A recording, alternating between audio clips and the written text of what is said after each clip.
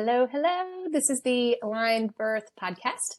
I am Dr. Shannon. I'm one of the hosts of the show, and we've got doula Rachel here as well. And so we are both here today to talk about planning for your postpartum. We've had several postpartum episodes, and we'll link all of our previous postpartum episodes in this one, but this one specifically is going to be about planning for your postpartum. We put a lot of emphasis on pregnancy, on labor, on birth, on planning those aspects of it. And that makes sense. That's part of the big unknown with how is labor and birth going to go. But we can't forget about the postpartum time period, which that is such a whirlwind.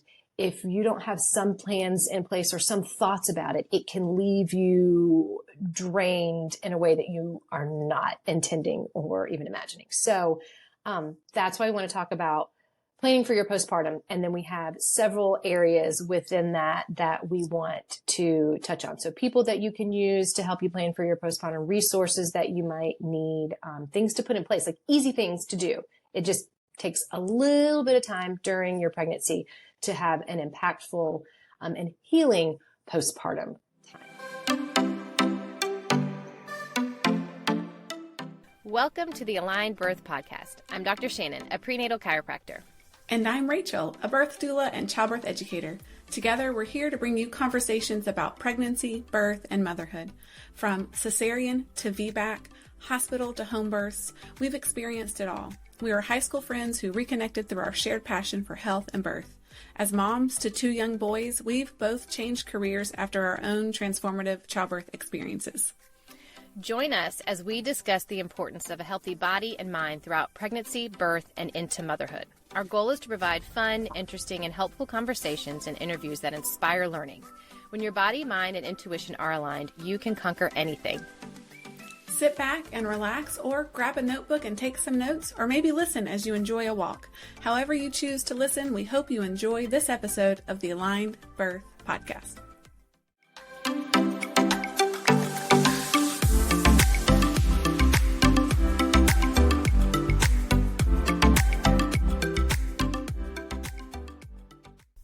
Before we get into the episode today, if you enjoy the content of this podcast, we would greatly appreciate your support in one of three ways. First, leave us a review or give us a 5-star rating. Your feedback helps us reach more listeners and make a bigger impact. Second, you can sign up for our newsletter. By doing so, you'll be the first to receive new episodes and exclusive bonus resources straight to your inbox each week.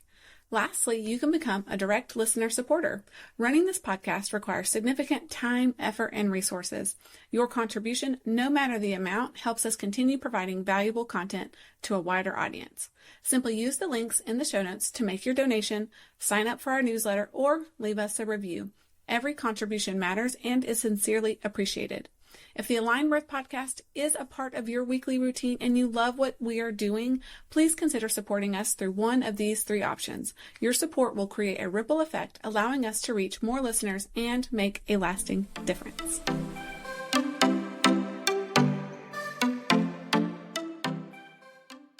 So I am happy to chat with you today, doula Rachel.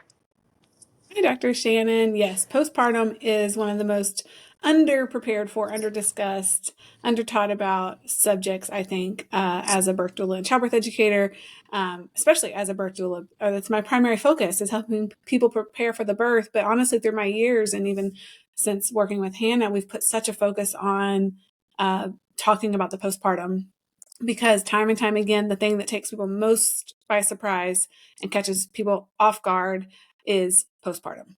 And we can prepare for postpartum in a meaningful way. There's like people, who think they're prepared because they've thought about certain things, or they know they have lots of friends and family. And we're always excited to hear if you have lots of friends and family, but how are you using those people? Like, how are you, setting boundaries where they need to be set and welcoming people in so they can truly help you, and all to facilitate rest, like you said, recovery, healing, and so that it can be a good experience and not a stressful one. It's hard. I think it's absolutely one of those experiences that many things are true at one time. It's hard, but it can be a lovely experience as well. And I know with my postpartum journeys, I don't think I gave it much thought, especially first time around. Second time, obviously a little bit better about what's coming.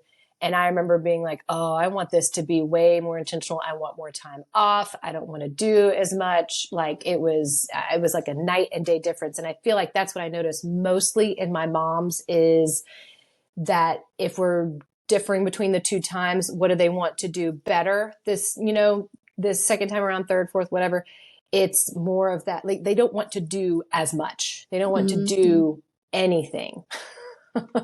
So that tends to be a take home. Not doing message. Anything, meaning nothing outside of the necessary aspects of you surviving and healing and bonding and taking with care baby. of your baby and bonding, and you're taking care of yourself. Like though that's you're not hosting. You're not trying to get post baby body back, which is a whole other issue. This is immediate. Like planning for the immediate postpartum, whether you birth at home or from hospital. But that will take you into having the potential of having a better, more healing postpartum in its entirety, not just the immediate, maybe like first 6 weeks type of thing that I guess we're talking about here. So.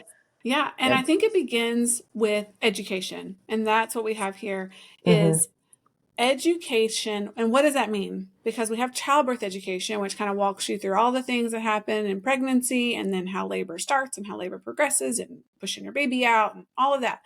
So education about what happens in the postpartum period. What happens immediately after you give birth? What's happening with your body? What happens in the first 4 weeks, 6 weeks, to like 12 weeks. And really 12 weeks is considered the fourth trimester. That's like it's an extension of your pregnancy. And that's really what we're focusing on here is that first 12 weeks postpartum. Postpartum is really forever. I think we can both agree with that. Yeah. But the first 12 weeks are the most crucial. And so educating yourself on each of those stages, what does that look like? What is your body experiencing? It's not, you don't just push your baby out and then you're fine. Like, I don't think anyone really thinks that, but really get into the nitty gritty of like, what's your bleeding look like? What's your uterus doing postpartum, right? Because it goes from being the size of a watermelon to the size of a pear. That takes time. What supports that? What facilitates that? Like, what's happening with breastfeeding and lactating and bonding and hormones. No one told me how much I was going to sweat. The night sweats that happens when your hormones are regulating in the first couple of weeks, like you're drenched. So what are some tips to navigate that? What's normal? Warning signs, so the education component is huge. And so like my childbirth education class covers some of that, but I highly recommend like a postpartum specific planning course. Like my doula partner, Hannah, offers one. We're going to link it and I'll probably reference it here. That class was birthed out of her lived experience combined with her postpartum doula experience of like her feeling like she was prepared, but then going through her first biological daughter's birth of her postpartum and like not being prepared, and knowing whether you truly need to be prepared, Yes. And I think the biggest thing is like the front side of things, the front loading of like walking through the type of support you need based on your unique circumstances, your preferences of like visitors, meals, chores, partner care, animals in the home, other children in the home, and like really walking through each thing. I think a lot of people are kind of like, I'll just figure it out. But if you walk through each thing and sort of intentionally prepare for it and like have conversations with the people who are going to be helping you along the way and like get them on board. Like, again, everyone's going to be, people want to support you, but they don't always know what to do. So communication beforehand is huge. But the first thing we talk about here is the education component about what's happening with your body and your baby so that you can better understand how to take care of yourself and what's happening. Yep. And there's lots of resources out there. So our podcast is one of those resources, I think. Ding, ding, ding.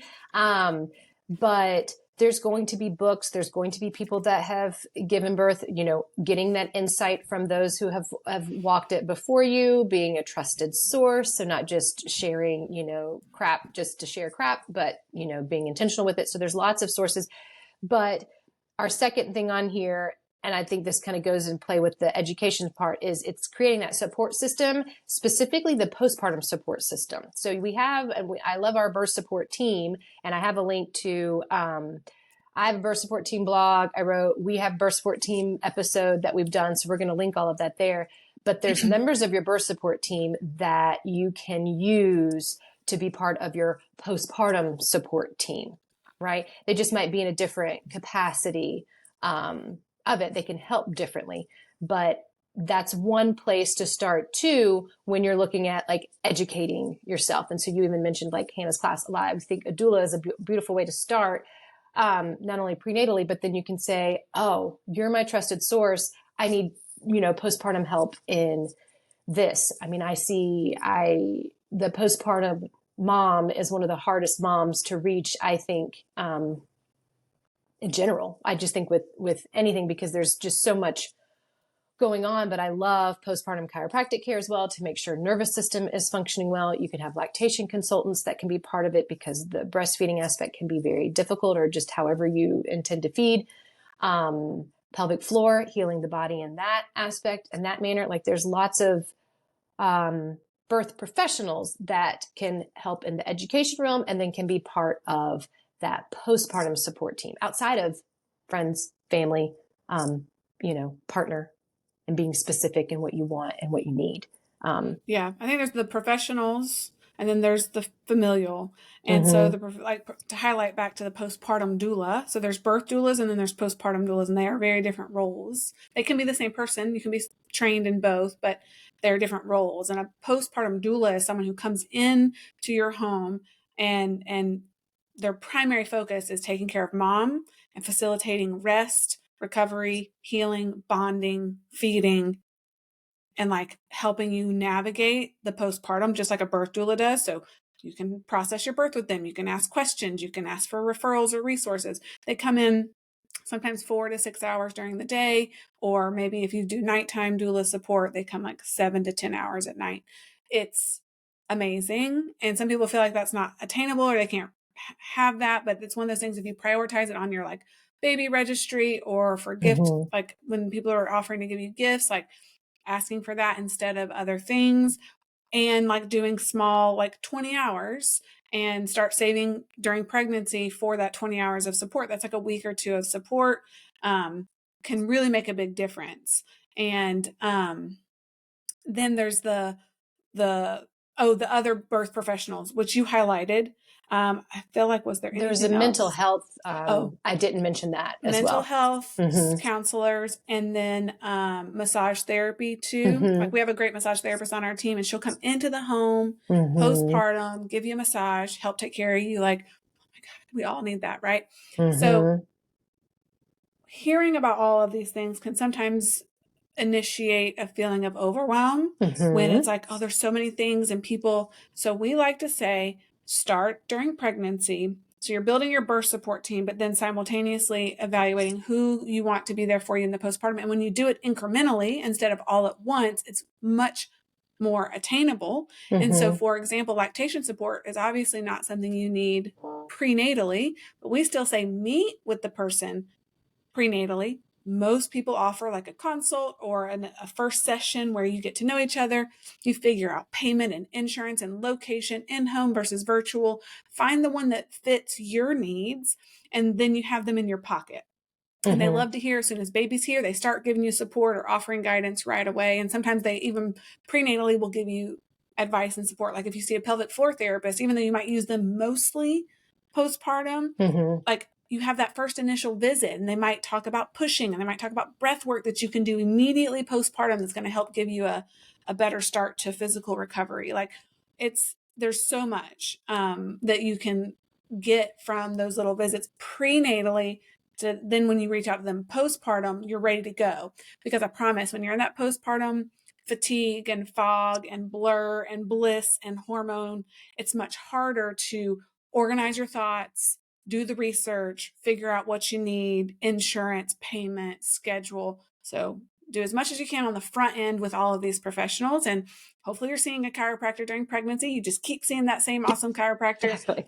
Postpartum, don't let that fall off the list. Your body went through a lot Mm-hmm. during birth. Even if it went swimmingly well, your body still went through a lot. So getting adjusted gently in that early postpartum can really provide a lot of benefit.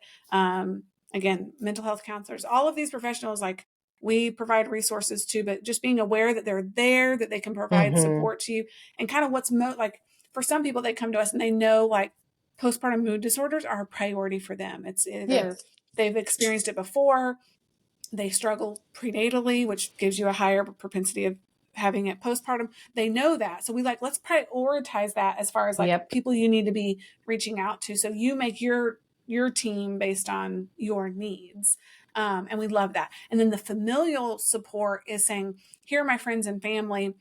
Who can I like lean on? And then having those conversations before you give birth of like, you're one of the people I'm putting on my like trusted team who I know is going to bring me meals or help with chores or help with dog care. Give them like a job or something, but have those conversations ahead of time. Because what happens is like you get into the postpartum and you didn't talk to anybody beforehand. And I think it can end up being more like crickets than everyone showing up to help, or people show up to help and they bring a lasagna and they want to hold the baby.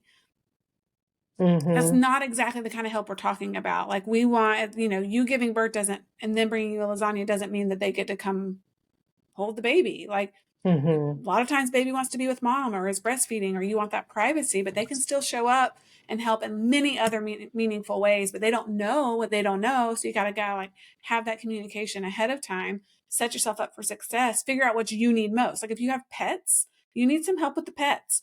Have either a friend or a family member. That's their job. They're going to show up. They're going to walk the dog, feed the dog, whatever it is. Like that's really helpful. Yeah. Versus I think a lot of people get stuck in the food. Yeah. You bring food and food is needed. Oh my goodness. We don't disregard food, but if that's all everyone is doing, you're left with a lot of other vacancies. Exactly. You have a lot of other areas that you could need help in. Yeah. So the planning part is when you have your good, clear brain, not your postpartum brain. That's your postpartum brain. Even though pregnancy brain is a real thing. But like, pregnancy brain, you just pick a good day.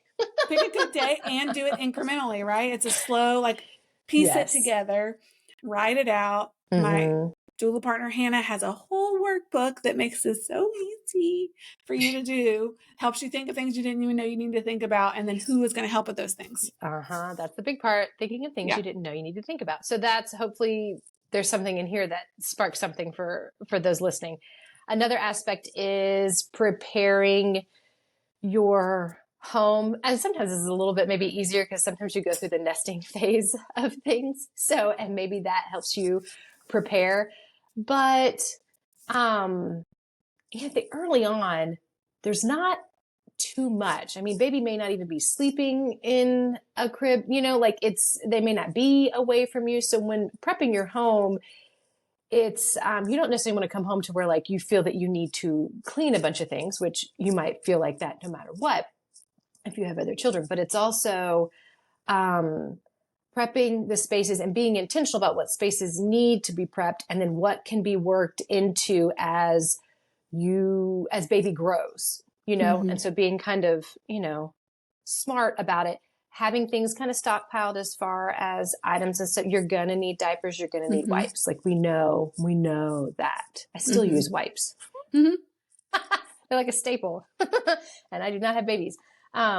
So it's really taking a good look. Maybe too, if you have a lot of stairs in the house, can we organize things to where you are staying in some space for a certain amount of time? I can't remember if this is a blog where I had mentioned the 555. I think I mentioned you have it in the self-care. I did the self-care. You have it in the number 4 here. Yeah. So, but we'll talk about that in a minute. But preparing that home and for you to not move around maybe as much as you have been. So thinking about stairs, or even like this can be like food prepping as well. What can you do? What are foods that you want? You can either communicate that to friends and family, or if they know of dietary restrictions or something like that, because maybe you don't want all of this like really heavy food coming into your body. You want something later. So be specific about what you want. Or do freezer meals, like you're saying, do your meals. own. Yeah, do your meal prep. Again, during pregnancy, do your meal prep. And just a little bit. It doesn't have to be an overwhelming aspect. Yeah, I didn't do. No, for every meal you make that you know you want postpartum, double the recipe and then freeze the leftovers. And then incrementally you build a freezer stash versus this looming big project of needing to make a bunch of freezer meals. Just do it incrementally, as obviously more towards the end of pregnancy. But every time you make a meal, just double the recipe and freeze the leftovers. Like, you know, I love that. So preparing the home, and honestly, a lot of people focus on the nursery, and I love me some cute nurseries. But my first time, I had a lot of stress surrounding getting my nursery done before the birth. Baby didn't sleep in the nursery for a year. Like, we hardly used it, right?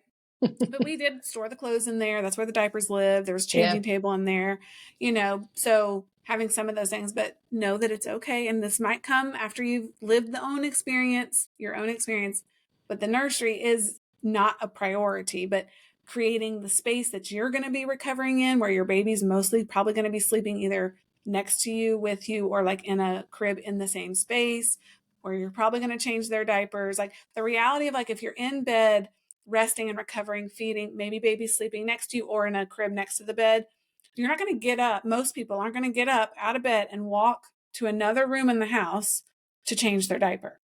You're going to change it in the room. Like you're saying, you set up the space you think you're going to be in for the first couple of weeks. There's diapers in there. There's extra clothes in there. There's wipes. There's snacks. There's water. Like, you don't need to be going up and down stairs to get your food. Have it there or have it brought to you. And so that when you think about preparing the home, that's kind of the idea of, like, think about the space you're going to be in. Like, and maybe it's you settle in on the main floor where the kitchen is, but that's like you set up around the living room. That's going to be where you're changing the baby, where you're sleeping, where you're hanging out, so that you have everything you need within, like, very short walking distance. Or you're setting everything up in your room if it's upstairs and having things brought to you, or have it nearby. That's setting up the space that you're talking about. Yep. It's not just designer rocking chairs that I obsessed over. Yeah, I know.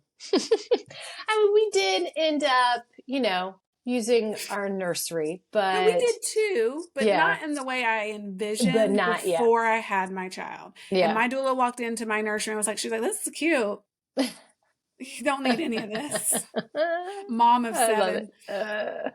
Yeah. Another thing to think about within planning for postpartum is self-care planning. And so this is kind of where, and I'll probably have you go into the 5-5-5 rule, but this is not just like planning for the rest, like, because I think maybe you are like a to-do list person. And so if you need to, write on your to-do list of what you're going to do today is going to be, you're going to feed the baby, you're going to change the baby, and then you're going to rest, or like do nothing. We say that exact same thing. So just go ahead and check that off, put it on a list. But, and don't make the list long. Don't be like, do laundry and do dishes and blah, blah, blah, blah. No, like, be very, this is so maybe they make a self-care planning list, but these are going to be like the healing activities, that you need to do. I think what's hard for people to understand until they've gone through it is that the best way to take care of yourself and to heal quickly and fully is by doing less in the first couple weeks, by focusing on bonding, feeding, and rest. And that is self-care during the first couple of weeks. And then it grows from there, and it can become little things of like, okay, I'm going to take, once I'm fully healed, I'm going to take a bath or a shower by myself while someone else watches the baby. I'm going to feed and change the baby, and then I'm going to go take a 2-hour nap. Don't bother me for anything. Or I'm going to sit and eat this warm bowl of soup and read this book while my husband wears the baby and goes for a walk outside. Like, you have to identify what fills your cup and then create small, because for some people it might be a long run or something that's hard to access immediately postpartum, or I go and get my nails done, or I go for a massage, or I go whatever is, like, maybe it's outside of the house or it's a bigger thing, harder to access. So you have to say, how can I bring that in to my home and do it in smaller increments? And then you put it on a list, or you communicate it with your partner of like, this is really important that I'm doing these things so I don't get so depleted that I can't function. And that Mm-hmm. happens a lot in the early postpartum as mom is trying to do so many things, and then she gets fried, and then Mm-hmm. she doesn't heal as well or gets more stressed out. And it is far easier said than done, but it's like these tiny little things. It's not these big things that help Mm-mm. fill the cup. Mm-mm. And it's communication with the partner, like That's a big the one. person who Mm-hmm. is in the space with you, taking care of the baby, sharing the load. Communication is everything. So talking beforehand about expectations, where you think you might And sleep. what they need and you need, because maybe Yes, partner it's is going different. back to work or something like that. So yes, Mm-hmm. it's the expectations. Because I think you've even mentioned Mm-hmm. that before in episodes, like your expectations and Jay's expectations, and how those were maybe not on the same, level at one point. So But neither were then you don't want, wrong. right. That's It going to was, keep you from being resentful. yes. It's more of like, yeah, just say the words. What does your partner need? What do you need? And then, that can give you an optimal Yeah, like I self-care. think a good example, because I've lived it and I've heard so many moms talk about it, is in the middle of the night, especially if you're breastfeeding, you carry a bigger burden for the most part of waking up when the Mm-hmm. baby is hungry or needs something. And I've heard it many times that the partner is like a heavy sleeper, could like sleep through a tornado or like hardly knows what's going on. Mm-hmm. And mom is over there doing the thing. And slowly but surely that resentment builds because they're up doing the thing. Even if they love it, they love their baby, their bond, whatever, maybe not. But they're like, like, why is he sleeping? How come he gets to sleep? Your power Mm-hmm. just went out. My power went out. Yeah, it's great. I'm just gonna sit in the dark. You are Sorry in if the you're dark. watching a video. I But we am. planned for It's this, not back so on. Yeah. Yeah. I'm sorry. But anyways, so the resentment builds and you're annoyed because they're not in it with you or whatever. And for all, I would, on a very generalized basis, if you just communicate, hey, I feel this when this is happening, or let's brainstorm some ideas of ways we can share the load so that we're both getting rest and we're both taking care of the baby and we're both Mm-hmm. doing what we need for each other. But you have to communicate it. If you just sit and stew in resentment, Then it's just gonna it's just a it's cycle. gonna And get then you're going worse. to So explode. And then, yeah, no one's happy. Yeah.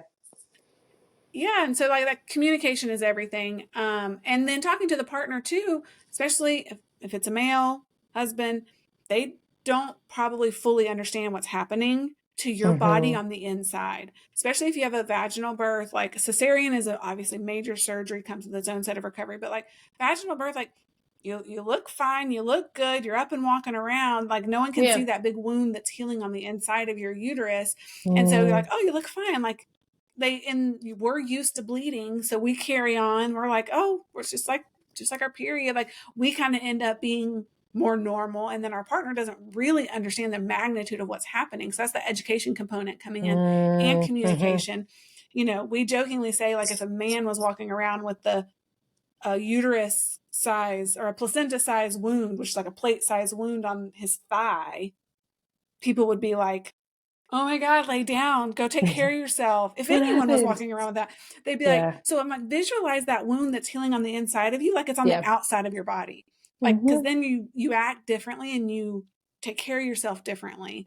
But when we kind of feel good after birth, which is great, that's a gift. I want everyone to feel good after giving birth. You have to kind of more intentionally go slower.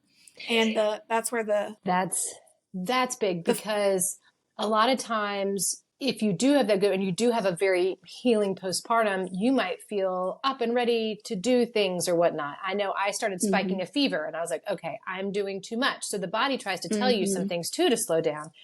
But when mm-hmm, I do my postpartum re-exam with my moms, I have 2 nervous system scans we do, and it gives us a mm-hmm, snapshot of what's going on like internally as well. So like mom on the outside, like you talked about, it might be fine, up, moving, caring for baby, doing well. mm-hmm, But a lot of times when I do that scan, I can see, okay, yeah, we're healing here well, but the nervous system is still stressed out. The body is still stressed because the mm-hmm, body is still healing. And sometimes mm-hmm, moms need to see that, so then I can say, you need mm-hmm, to rest. So everybody on the outside, like Mm-hmm. what you're saying, everybody sees this and, oh, she's up and doing this and blah, blah, blah. No. Like there still Mm-hmm. needs to be some rest happening. Sometimes people need more rest than others as well. It just depends on how the Mm-hmm. birth was. But I love those tools I use in the office, to communicate that. I Yeah. think one way, It's a that tangible self-care, thing yeah, it's a tangible thing you can see. because you And I can't think, see it. it's like, it's one of those things where you can't like see the stress. And a lot of times I tell people the stress that the body's feeling, it's not necessarily the stress of like, I'm not saying like you can pinpoint the stress and be like, this is a stressful moment. It's more It's just like of an the overall body is went through a not stressful event. adapting to the challenges as well as we would like. So Yeah. that's where I think postpartum chiropractic care can also be part of that self-care Mm-hmm. thing as well. Yeah. So, yeah. No, I love that. And then you had mentioned earlier, like the 5-5-5, like that's another good mindset and tool and preparatory thing you can do. And you start telling it to your husband and your partner and your mom and your aunt and your best friend, like, here's my plan, 5-5-5. And that's the 5 days in the bed of recovery. So that's from after the birth. First 5 days is in the bed. The next 5 days is like around the bed, like that's it. And then the next 5 days is like just broadening it a little bit further, maybe around the house, avoiding stairs. And that's kind of your first 15 days postpartum. Then helps you kind of get through that. If you can just stay in your head, this is serving me, this is productive. It takes intentionality, and it's not easy, especially for most women. So you got to talk about it beforehand and kind of visualize that and set yourself up to be able to do that postpartum. And that's going to help kind of set you in the right direction. It's funny. I like it, but then I'm like, but I also want you to come in and get adjusted, or have come to the house and adjust you. Like, I know that's like also, it's like that. I want you to rest, but I want you to do this. So yeah, 5-5-5. But you had mentioned it's really being intentional with the things that you are doing. Yeah. And even if that's just like, okay, it gives you a plan of what to do, Yeah.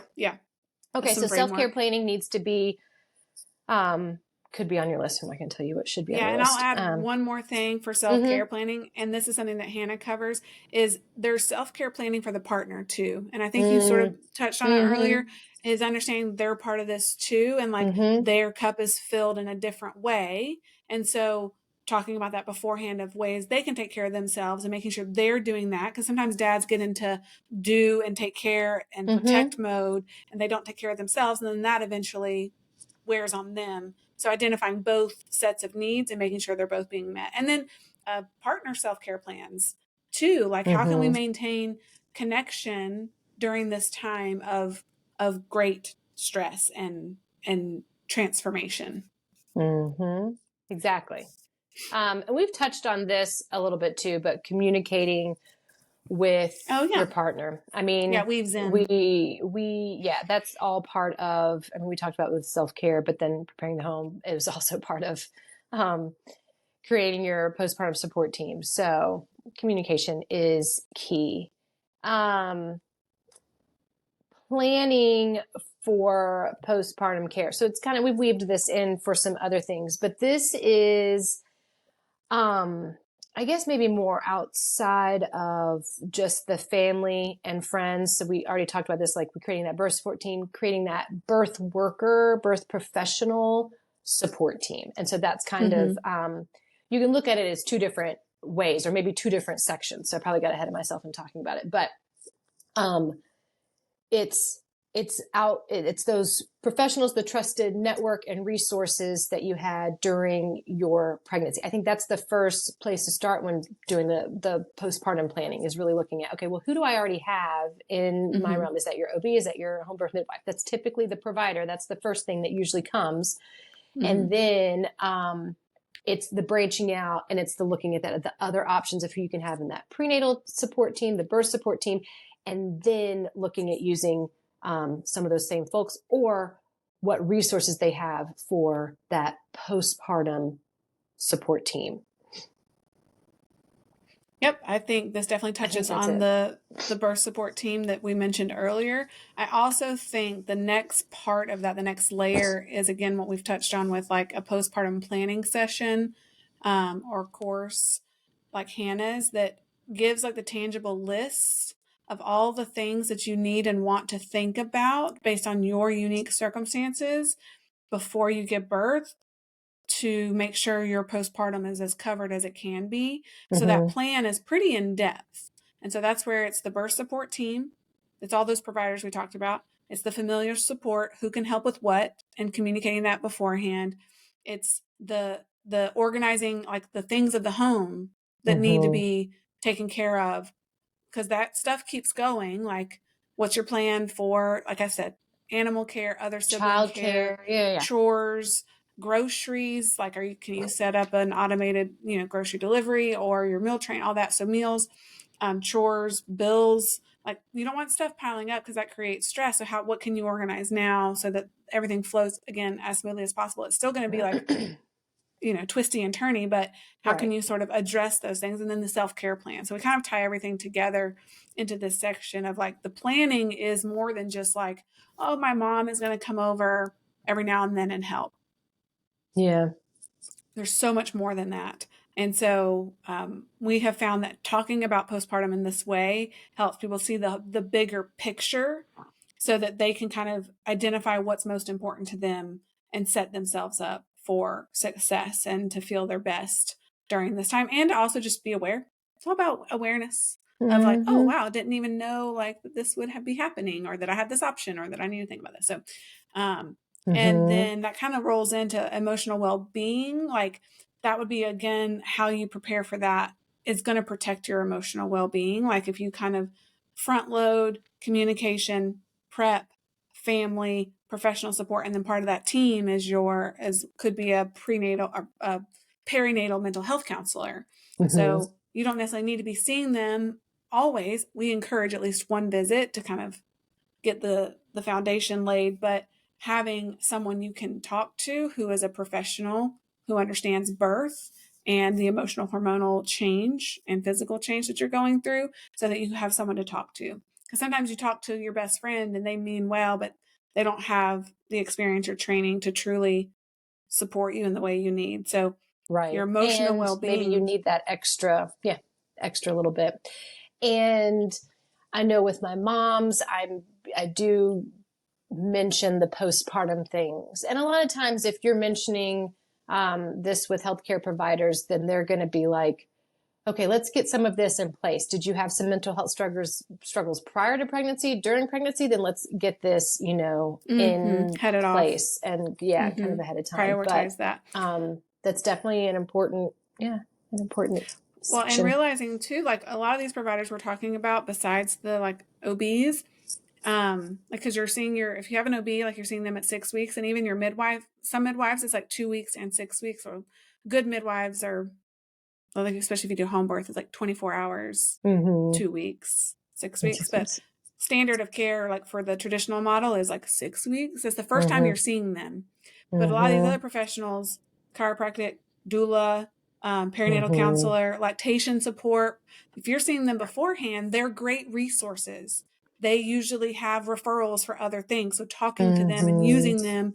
And that's why our profession, all of these are so important, because when you can have contact with someone postpartum, early after birth, we have a better chance at helping them navigate the hard things they're going through. And then recognizing too that what I hear a lot is like the primary like provider being the OB or even the midwife. I think the expectation is that they will be the provider of all, that they will be able to identify all of these issues and head off things and prepare you and talk about and give those referrals. And that's not always the case. Like, I like the multiple touch points for a mom to be able to get the support she needs or get the referrals she needs. So to say like, oh, I have an OB, they're great, I'm going to see them at 6 weeks. There's a lot that happens in the first 6 weeks after you give birth. 6 weeks. Yeah. And even calling them and asking, like, there's just certain things that's not in their wheelhouse. Like, a lot of these things that we refer to aren't traditional, like, medical model. You know what I'm saying? No, exactly. But it should be standard of care. Yes. That's a whole thing. But you don't have to wait till that 6 week mark, which I don't, who invented that number?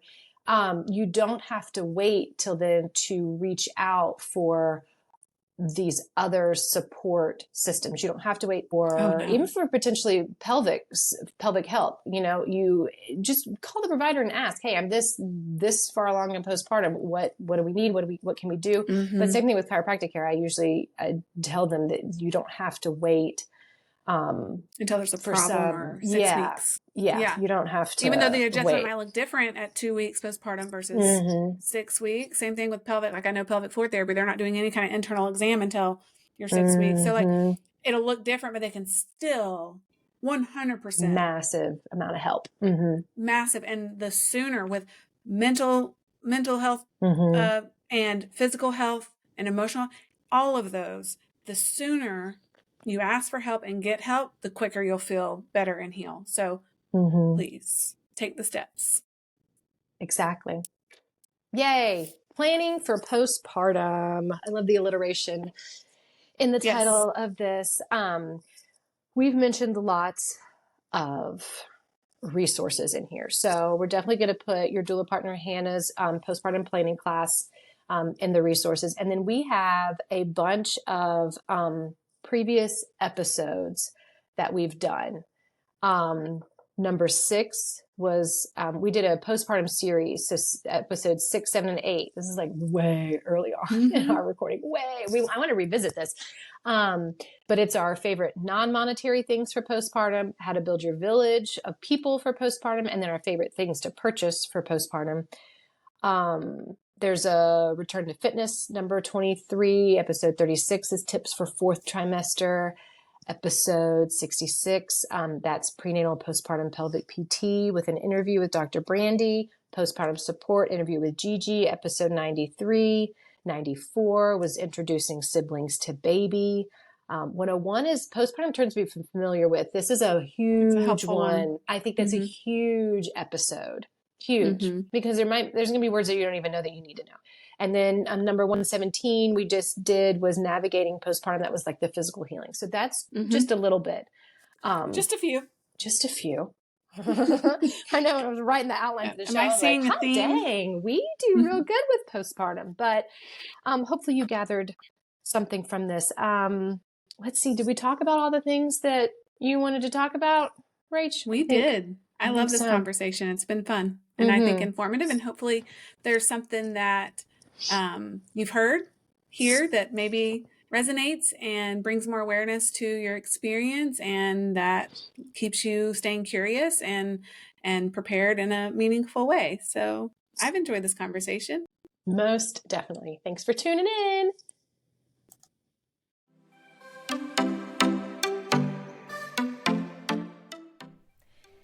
Thank you for joining us on the Aligned Birth Podcast. We hope you found our discussions informative, inspiring, and enjoyable. Remember, when your body, mind, and intuition are aligned, you have the power to overcome any challenge that comes your way. We appreciate your support and leaving a review or rating, signing up for our newsletter, or becoming a direct listener supporter. Your contribution helps us continue delivering valuable content and reaching more listeners like yourself. Stay connected with us through our newsletter to receive the latest episodes and bonuses straight to your inbox each week. You can also connect with us on Instagram at aligned_birth. All links can be found in the show notes. Together, we can make a difference in the lives of the birthing individuals and new moms. Thank you for being a part of our community. We look forward to sharing more empowering conversations on the Aligned Birth Podcast. Until next time.